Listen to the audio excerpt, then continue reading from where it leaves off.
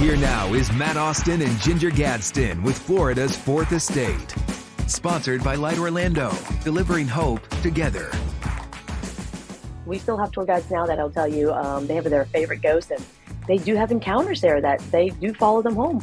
I still have some that come with me sometimes. What do you do with a hitchhiking ghost? Me, I'll turn around and go, "You're not welcome into home. I will see you guys tomorrow night back in downtown." Coming up, a ghost tour guide takes us inside one of Florida's creepiest cemeteries.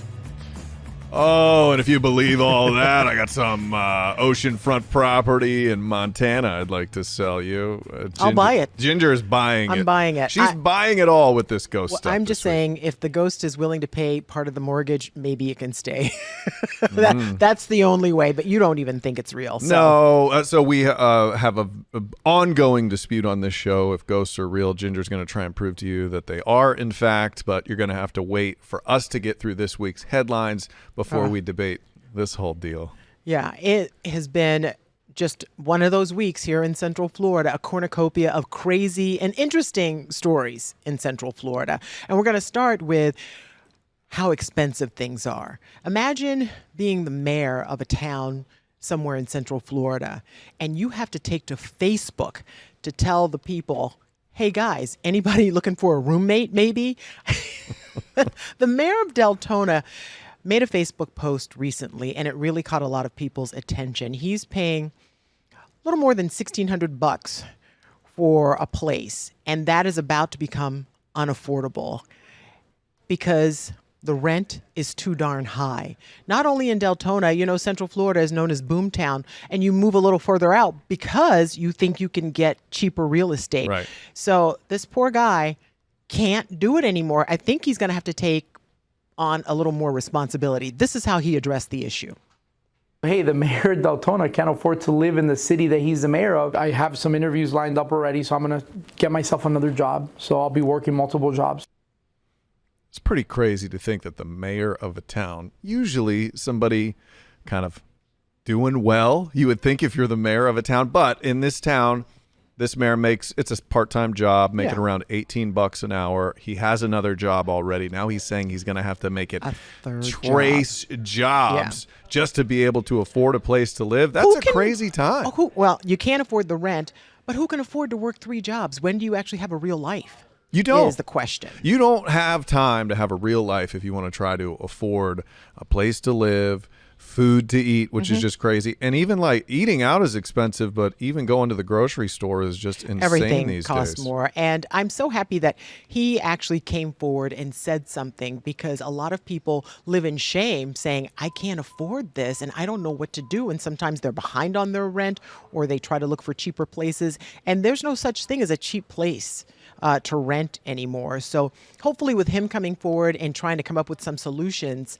it's going to take more than just the mayor of Deltona. It's going to take all of us to come up with some sort of affordable housing solution. But it is a big problem, not just here in Florida, but all across the country. But we've really been seeing people hurting here in Florida. You remember when you used to be able to find a place for $800? I'm going to rent a place for $800, have a roommate, and you could totally survive on that. Dude, at a decent I wage. lived in Casey, South Carolina, which is a suburb of Columbia, South Carolina. And my first job, I was still in college and I lived off campus, $210 a month. And I could bet it was hard for me to make that. Those early TV jobs, it's a struggle for sure. Real sexy. You're making below minimum wage on those early TV jobs. That is for sure. Oh, I still remember that place. Oh man, that's wild. Yeah, I had a kid when I was in my early TV jobs. Don't even get me started. I can't even imagine. It was not easy. She was a skinny baby. Let's just say that. All right, let's talk about the other story that caught our eye this week. So a while back, we had heard this story about this bear that got onto Disney property. Like, how do you even... I couldn't sneak onto Disney property if I wanted to, if I had my ninja suit on. It's a bear. It's not sneaking. It's not sneaking. So this bear got onto property, and our own Mike DeForest, our investigator, said about 30 minutes after he heard about this story, he asked for the body cam. And so he got the body cam of the whole process of what happens on Disney when a bear makes it onto the campus there. Let's listen into some of the sound he got from this body cam. He's in a portion of the tree that he's going to be easy to dart but if he falls straight down, he's going to be falling into the water. Coming down, buddy. Yeah.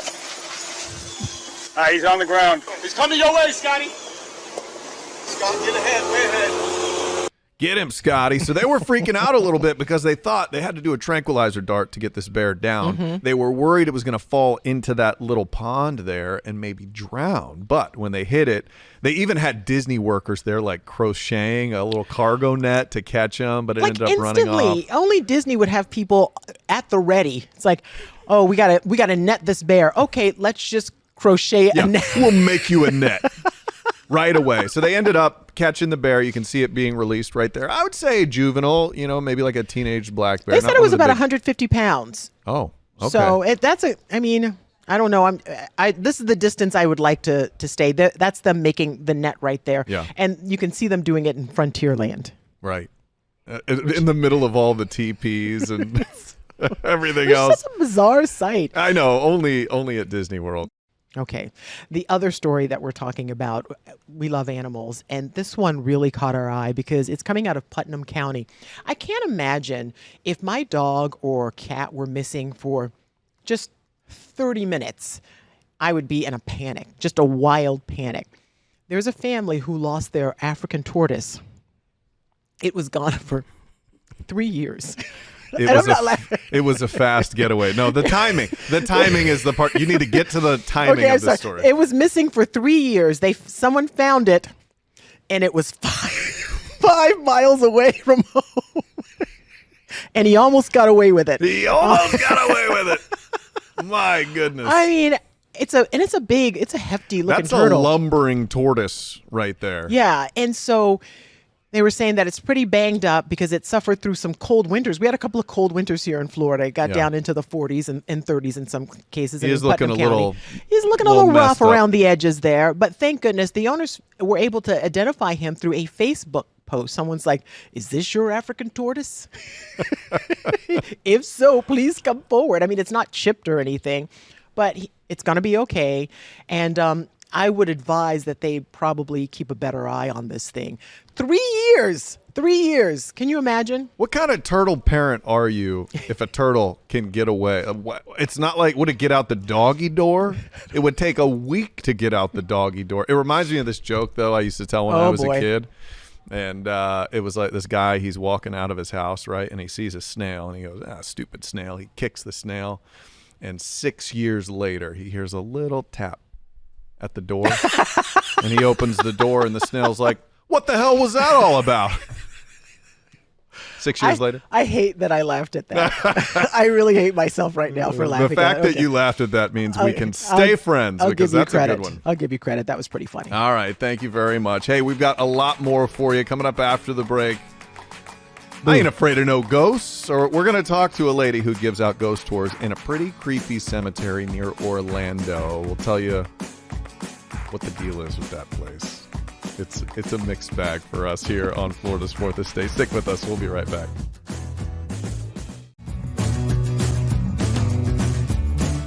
It is the scariest time of year in the state of Florida. Ooh, so scary. Yeah, we're getting scared today on the show. Welcome to Florida's Fourth Estate, as we're going to discuss one of the creepiest, one of the scariest places in all of this beautiful state. We're known for our beaches, people in mouse costumes, which can be scary enough.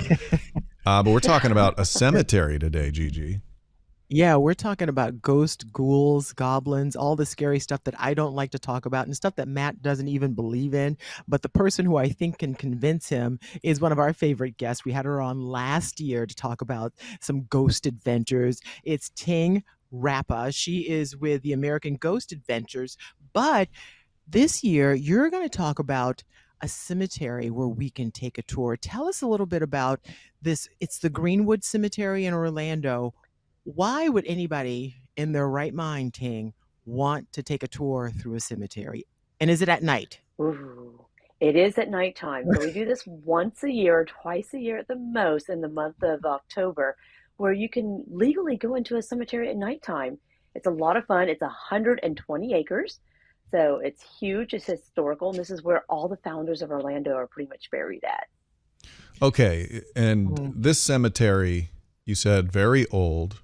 There has to be some stories in there, either from the people who are buried there or from people who have been walking around, visiting, feeling things. Give us like your A+, the red meat story that really reels people in when you're in the Greenwood Cemetery. That's a visual. So one of our beginning of our tours way back when we started, my partner was in part of the cemetery and I was in the other part of the cemetery. And he calls me up on our cell phone. He goes, "Hey, where are you at?" And I go, "I'm by so-and-so place in the cemetery." And he goes, "Are you sure?" And I'm like, "I'm positive. What's going on?" He goes, "Are you carrying some lanterns or anything?" And I'm like, "Nope, that's not us. We're over here. We're completely in the dark right now. We're doing a session right now with the spirit box." And he goes, "You're not walking." I'm like, "I'm definitely not walking. We're all sitting down right now on the curb talking about ghost stories." And he goes, "There's a group of people right now walking probably 200, 300 feet in front of me with lanterns." And I go, "That's not us. The cemetery is definitely closed. There's nobody else in here. Security's driving around." And he goes, "They're marching." And I go, "Well, go over there and see who it is." By the time he got over there, he was in the military area and they saw apparitions marching. His entire group saw apparitions with lights walking and the lights disappear in the thin air. He else was there. That was pretty creepy itself. Okay, Ting, why is it that people in these scenarios always say, go over and see what it is? Because that's the opposite of what I would do. Oh, that's You why I tell me sent what him, you Gigi. find. I didn't go. I sent my partner to go look at it because he's brave and he wanted to see it. He saw it. I was over in somewhere else. I'm in a crowd of people. I'm always in the middle. I'm never at the beginning. I'm never at the end. So I'm with you. Okay. You're a okay. survivor. That's what I like to Yeah, hear. exactly. You live to tell the tale. What Mhm. is it about a cemetery at night that makes it, I've been to several during the day and it seems to be fine. You're just careful where you walk. But at night, it's a different atmosphere. What is that, Ting? Because you can feel it. Oh, absolutely. It's just the darkness at the time settling in. This is the only location I can tell people I cannot guarantee you friendly interactions with spirits. What? People have come What? on our What are tours you saying? here. Yeah, I mean, people can get scratched. They can get touched here. There are different people there. There are different spirits there. There's so many bodies. There's so many spirits in a cemetery that, yeah, this is the only place I can't guarantee you that it's always going to be friendly interactions. Ting, who's My touching us? son, say it one more time. I'm so Sorry. sorry. Who is touching us? I'm sorry. Who is touching us in the cemetery? That's just it. I'm not sure. I'm not sure. It's not always humans that are there. There's different things that come through. So it's very, very interesting. My son, he was really small. He was playing in the cemetery.